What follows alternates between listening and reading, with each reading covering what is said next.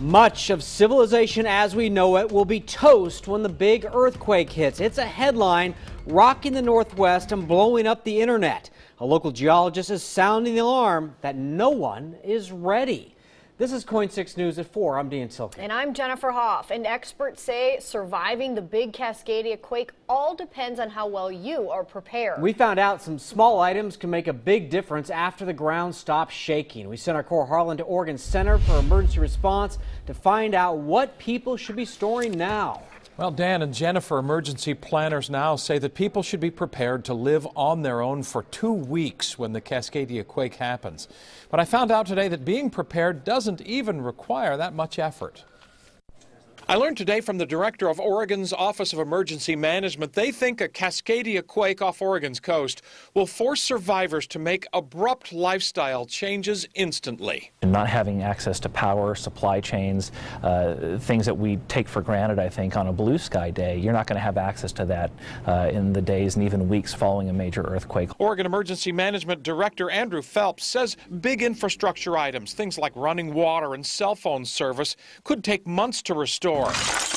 Grocery stores, he says, will go empty and restocking will be sporadic. So Phelps says it's time for us to start preparing to survive on our own. You can buy off-the-shelf emergency preparedness kits. You can go to the big box stores now and they sell a 2-week supply of food for a family of 4.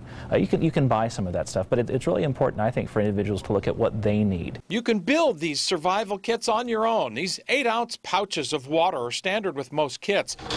But Phelps says a water heater in a home could provide 50 to 75 gallons of drinkable water, and there's a spigot to access it at the bottom of most tanks. Phelps says camping gear should be accessible. It'll provide shelter if your home collapses. And I also found out it's a good idea to keep your car filled with gas and have a phone charger that plugs into a cigarette lighter. Those may be your only sources of warmth and communication. A spare propane tank could also help with warmth and a heat source to cook with. Successful living after a big quake begins with the small steps that you can begin taking right now.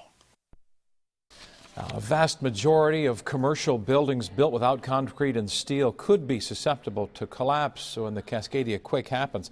And Dan and Jennifer, the new Tillicum Crossing Bridge and the new Selwood Bridge are the only 2 bridges right now over the Willamette River being built to withstand the Cascadia quake. Really good tips in your story today, Cor. Thanks. Thank you for that.